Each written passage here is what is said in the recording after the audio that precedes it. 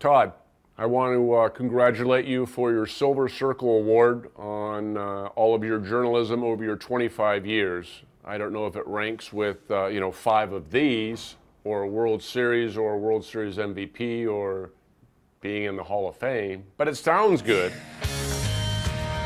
This is a dream come true. My dad always said, enjoy the ride, and I can't wait to do it with you. Well, there are broadcasters, and then there are storytellers. Over the last 25 years, Todd has become the ultimate storyteller. Todd came in from Rochester, New York, made his way to the University of Arizona. I don't know how you could improve on Todd in terms of the type of person that he is and the work ethic and the ability to communicate that he has. What's it like to be Dan Marley? Seriously. Can truly call him a friend, and for a kid that was ultimately very shy, not knowing anybody in Phoenix and not really knowing how to deal with the media, he made it very easy. Your direct family out of town. These people here to me are your extended family.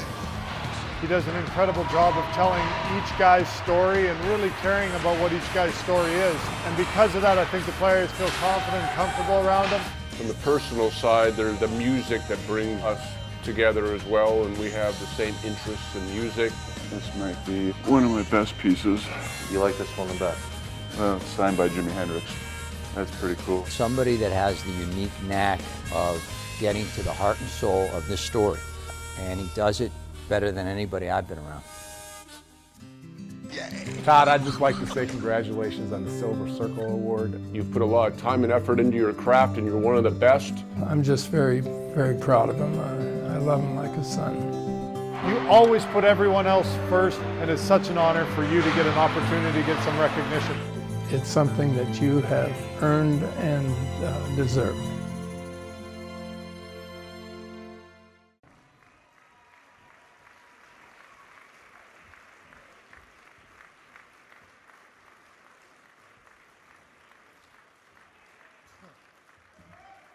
You gotta be kidding.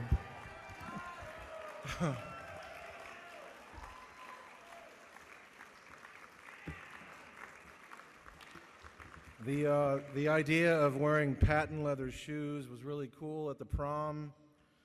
Not tonight, not after doing my Dick Van Dyke sprint across the stage here earlier. I'm not sure how I can top that, and I would really like to go home right now, but I am going to tell a story, so hang in there.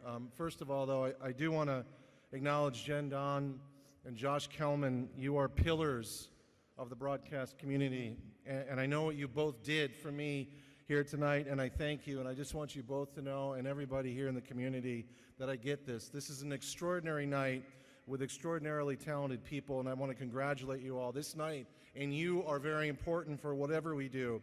You two changed the perception of my career forever, up until I came up here on stage earlier.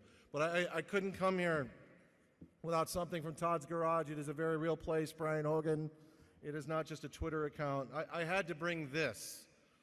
I had to figure out how this all started, and this is it. This is the primordial ooze of my sports life. This is the 1972 NFL Record and Fact book. That's how it all started. This turned into football cards, baseball cards, a bat, a ball, and a glove, then watching games on TV, then emulating those games in the backyard, the front yard, the driveway, and the garage, and then because my parents never said no, I got to play games in uniform, and then I got to hang out around Major League Baseball players and hockey players and waited hours and hours for autographs. Now I wait hours and hours for interviews, Shane Doan.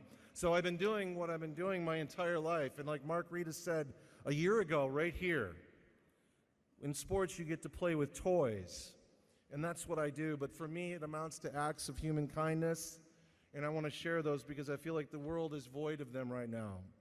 And much like Jude LaCava's story from a year ago right here on this stage, my story starts with a broken down car. In August of '83, I was on a table with a needle spiked in my arm. I was desperate, I was flat broke, I was a transfer student at the U of A with a black '77 Volkswagen Scirocco that broke down not once, not twice, but 3 times crossing the country, 3 nights in Terre Haute, Indiana that I'll never get back. The cavalry wasn't coming, I did not have a silver spoon in my mouth, but that needle wasn't pumping anything into my arm. It was draining the good stuff out. Because at 19 years of age, I was resigned to selling my plasma. I hoped to get to 170 pounds so I could sell 2 bags in a week. I've already made the joke, so go ahead and laugh. But simply put, I'm not here if not for the good people and their acts of human kindness along the way. So bear with me, the open bar awaits. And as my friend Jude said a year ago, I got to get this right. First, there was assistant coach Scott Thompson, who out of the goodness of his heart, I know this, he hired me to Lute Olson's first ever basketball staff that amounted to a full scholarship and this Pac-10 championship ring. I was around Brian Jeffries, who was starting his run then as the voice of the Arizona Wildcats. He didn't have to give me an internship.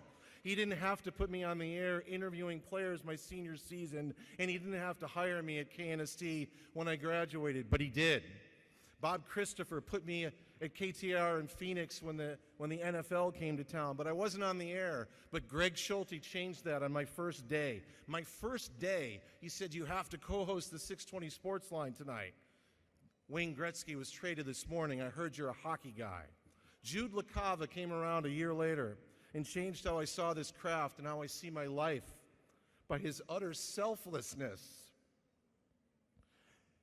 We were a team covering teams, and it didn't matter how we scored the touchdown. But I imploded, and I was a toxic hire around here. But Ben Gordon laughed at that. He gave me his biggest account, the equally toxic account. I was the Suns' pay-per-view voice. That was me. Paul Peterson didn't have to risk his career and his reputation by insisting that Katie Cabey hire me as his partner on the rock and roll ride home, but he did. That put me in the arms of the NHL, the Arizona Coyotes these last 20 years. I met Tom Curvers there. His advice early on when I was about to implode again, make yourself invaluable, and that's from his dad, Jim, I know it is.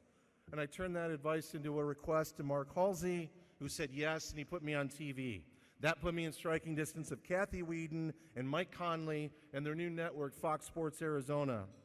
And after cutting what I've been told was my rock mullet, FSN hired me. They then asked me to front their biggest product, the Arizona Diamondbacks, in 2001. Those are all just good-natured people doing nothing but opening doors. And hopefully, you have found your own garage and have taken time to acknowledge that. Pay it forward and pay it back. And in rapid conclusion, because I know there's an open bar, this plaque that Jen holds represents something else to me. It is very personal. It represents nights, weekends, and holidays at home, away from home, scores and scores of days and weeks on the road all over North America, 12 months a year, 15 years straight and longer. It is a remarkable job. I love it. I have unforgettable experiences, but I have paid a price, in part because I am not what anybody bargained for in terms of a relationship. It's hard on everyone. The word no is something I waited too long to incorporate in my life. So I have to acknowledge before I leave here the magnificence of those who stood and stand beside me. To Sean, who chased the dream of a life here with me. To Janet, who saved my life here. And Stacy, who gave me her life. And Shelby, your life will be remarkable because of the woman that is sitting next to you, your mother. I see it. I'm a better person because of all of you, and I thank you, but I'm a work in progress. Brian Hogan and Craig Ritchie, my bosses, know that better than most. I have to thank you for understanding the need for a quality of life in our jobs, even in these troubled economic times. And to Jody Jackson, wherever you are, I'm eternally grateful to you for diving in so expertly and carrying part of the load with your own family in tow, and I cannot imagine working alongside anyone else. And to everyone at my network, past and present, you humble me by allowing me to stand in front of your product, engaging in the passionate collaboration that is what we do. And I would stack up what we do against anyone, anywhere, any network in all the land. This is our touchdown, and I thank you for your unwavering commitment to excellence. So to Graham Taylor, Brian Henry, Al Porteous, Josh Kellman, Rusty Francisco, Tom Elzer, Brett Hansen, thank you. You inspire me with every frame of television. Somebody wrote once that a good story lasts forever, not like this speech. I remember them all, and I can't wait for the rest. Time does not permit me to acknowledge the extraordinary play-by-play people I've worked with and the analysts, but there is one. And Dave Strader, I know you're watching, and I want everyone to know how much I love you, and this world is a better place, Dave, with you in it. Keep fighting. Keep fighting to stay in it. My friend John Vetter, who lost his fight a couple of years ago, loved this more than I did. He used to revel in just being nominated for Emmys. I think of him tonight and his nephew Ed. I'm going to call this one of those miracles that you and I always talk about. They do happen outside of Lake Placid. I leave you now with a lyric from my favorite poet, the lead singer, Gord Downie of the Tragically Hip, who wrote, "In the desert, there's only one thing to do. Enjoy the desert, or the desert will surely enjoy you." And I've done that from the best seat in the house. Thank you for listening to me all these years. Thank you very much.